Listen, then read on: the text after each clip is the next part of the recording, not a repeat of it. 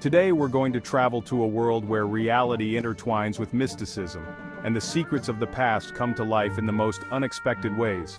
Have you ever wondered what the last refuge hides? Have you ever heard of the legends that the winds whisper on old graves, or about the souls that never seem to leave their final abodes? You are not just spectators, you are participants in this fascinating journey. So make yourselves comfortable and let's unravel the mysteries of the last refuge together. The car slowly climbed the serpentine uphill. Every now and then foxes and hares ran across the road and sometimes cars drove towards it.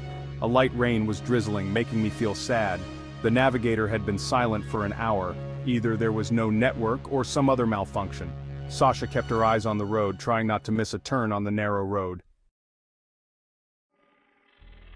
Suddenly the fog descended, making visibility difficult. The light of the headlights revealed a girl's figure standing by the side of the road. A girl with disheveled hair and carelessly dressed, very pale, stared at the car. "Do you need help?"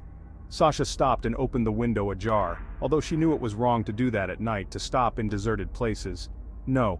Can you tell me how far is it to the hotel?" The girl did not answer, only waved her hand uncertainly. Only now Sasha noticed an ugly scar on the girl's neck. The woman hurried to close the window and leave. She was scared for some reason. Terrible fear gave her strength, and in a few minutes, the car jumped out of the dense fog. Literally 100 meters away shone the lights of the hotel, the last shelter. The strange name was explained simply: it was the end point of this road. The road is a dead end, with a trail going from it into the mountains. Alexandra booked a room in this hotel in advance, having seen photos and videos on the internet. Mountains, forest, and fresh air. What a woman needs. Turning into a deserted parking lot, Sasha hurried into the building. Suddenly she noticed a female figure standing in the shadows. When she looked more closely, she recognized her. It was the same girl she had seen the other day. Sasha hesitated for a moment, but still resolutely walked towards her. Once at a distance of just a couple of meters, the woman was stunned with horror. The scar on her neck was an ugly, bloody wound, the skin was burst in places and the bone was showing through. Black eyes without pupils stared at Sasha. "Help me!" The dead woman didn't open her dead lips. Those words popped up by themselves in her head. Alexandra, trembling with fear, backed up and turned around and flung herself toward the building. Inside, music was playing quietly. A couple of guests were standing at the reception desk talking about something. They all looked at Sasha, who was as white as chalk. "Are you all right?" No. Half an hour later, Sasha was sorting out her things in the room, looking at her watch every now and then. She ordered a late dinner and a bottle of wine. She needed to calm down. There was a loud knock on the door. The woman almost screamed in surprise. "Your dinner!" came a voice from outside the door. A pretty girl with a cart stood outside the door. "Are you not feeling well? You look so pale," said the waitress. Her name tag read Nastya. "A little bit. I'm imagining things," Sasha mumbled. "Dead people?" Nastya asked calmly. Sasha stared at Nastya warily. The girl obviously knew something. "I saw a girl. I thought she was dead," Sasha answered quietly. "I'm not using anything, I didn't dream it. Well, it wasn't a vision." "That's right, it's Yulia. She's always seen this time of year." "Why? Don't tell anyone I was talking or I'll be punished," asked Nastya. "Close the door and sit down, tell me." Many years ago in the village at the foot of the mountain settled a family, quite normal. The children in this family were a little strange. The eldest son, Artem, smart, well-read, entered the military academy and left to study on the other side of the country. In 2 years he never came back once. There were rumors that the guy's relationship with his parents had long since broken down. The daughter Yulia is also smart, very pretty. She studied by correspondence and worked in a hotel as a maid. The mother of the family had died of illness by that time and Yulia could not leave her father alone. The hotel was filled with guests, almost all year round. A noisy group of friends came for a vacation, and on the first day they started joking around. Having had too much alcohol, they began to molest the waitresses, the administrator and the maids. They behaved outrageously. The morning, sobered up, apologized and bought a cake for the staff. Then it turned out that one of the maids was missing. It was Yulia. She had finished her shift on time the day before and went home. The girl's mood was not important. The conflict with this company had put her out of balance. It was warm October and the girl often rode her scooter. And so it was that time. Her workmates saw her leave the parking lot, but she never made it home. Her father was alarmed when Yulia didn't come home. A search was launched. She was found in the woods not far from the road and literally a kilometer from the hotel. Torn, naked, she was lying on her back, covered with branches. The scooter was found in a hole nearby. The whole neighborhood was shocked by the brutal murder of a young woman. The biggest crime in their neighborhood was drunken brawls and at most petty theft. Murders hadn't happened in years. Suspicion immediately fell on those guys, and they made a quick getaway. In the end, the case was closed. The killer was not found.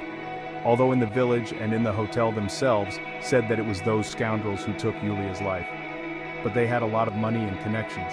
Since then, every year on the day of her death and for 9 days afterwards, eerie things have happened. Many locals and hotel guests have seen Julia. Some have seen her on the roadside looking normal at first glance until you get a closer look. And some saw her at the hotel, sometimes wandering around the village. 10 years passed and the locals were almost used to the annual meetings with the dead girl. The girl's father had died by then. Her brother had sold the house and never came back. The ghost could only scare. She didn't attack or hurt anyone. As one elderly woman said, used to work as a cook in the hotel, Yulia is looking for her killers. And until she finishes her revenge, she'll wander among the living. The dead have plenty of time. Alexandra didn't sleep well after her conversation with Nastya. She was awakened by a wild scream that flew through the sleepy corridors of the hotel. The woman sat up abruptly on the bed and listened. It was a woman screaming, and there was so much terror in the scream as if she had seen something horrible. The woman pulled on jeans and a sweater before popping out into the hallway. To her surprise, the hallway was empty. Sasha rushed to the scream that was coming from the room at the end of the hallway. The door turned out to be unlocked. In the corner of the room sat a young girl and quietly howled, looking at the bed with huge eyes. Sasha shifted her gaze to the bed and the floor rocked beneath her feet. The once white linens had turned a dark red. An incomprehensible pile lay a heap of meat. The woman was sickened by the picture. Taking the girl under her arm, she literally dragged her out of the room. An hour later, there were police and experts everywhere. The girl was given a sedative after the interrogation, but Sasha herself refused the medication. The man who died in the room had arrived just the day before. He had booked in advance and well, in general, there was a whole company of them. Someone remembered he'd been here before, 10 years ago. By morning the guests had gone to their rooms, but few managed to sleep. Alexandra was able to doze off at dawn. In the morning, just after breakfast, Sasha waited in the lobby for the guide and noticed the new guests. The guests were chatting with the policemen while they were being checked in. Everyone's faces were puzzled and sad. Alexandra spent almost the whole day in the mountains with the guide. They spent the night on the pass in a tent. The guide was a talkative woman about 10 years older than Sasha. They set up the tent, cooked dinner on the fire. How delicious it was! The most flavorful tea I've ever tasted, Sasha exclaimed. Tomorrow morning I'll make coffee on the fire for you. I think you'll like it, the guide said. What do you think about the murder? Sasha suddenly asked. Why would you do that? It's interesting. It's a story that's just begging to be put to paper. Are you a writer? Yes, I write thrillers and detectives, replied Sasha. I came here to clear my head and gain strength. It's more like horror with a detective, an old story. She shrugged her shoulders. Her name was Jean, lives in these parts all her life. Tell me about it. Nastya told me about Yulia's death. Nastya must be talking. On the one hand, everything seems to be true. There was no direct evidence against the guys, only speculation and rumors. And a lot of money. They were hitting on the girl that night and they caught her in the parking lot. I think Yulia's really looking for revenge. She won't rest easy because they didn't get any punishment. And this murder is proof of the men's guilt. Do you think the ghost will continue to kill? Of course. I don't know about ghosts, but I don't think she'll just stop. And if they confess? You think human judgment matters to the deceased? Where everything is bought and sold? I don't think so. They're doomed. The next morning, Sasha took a short walk after breakfast, thinking about the situation. When she returned to the hotel, she learned of a new incident. One of the men had drowned in the pool, even though he was an excellent swimmer. There were 2 men left, both sitting at the bar getting drunk. A dense fog had enveloped the hotel, and there was no way to go anywhere in this weather. Girl, can I meet you? A drunken, swaggering voice sounded right behind Sasha's back. I'm not getting acquainted. She moved away from the counter and sat down at the table. The guy plopped down on a chair without asking permission. Please leave or I'll call the administrator. Sasha said sternly. Ouch! How strict we are! The drunk grabbed the girl and jerked sharply. Sasha yelled loudly and they were paid attention to. After a few minutes, both debauchees were taken to a room by security. They learn nothing. Hypocritical pigs, said the bartender contemptuously, rubbing glasses. Not nice people, Alexandra agreed. Their friends have been murdered and they're still drinking. Maybe they're just scared, said a man's voice.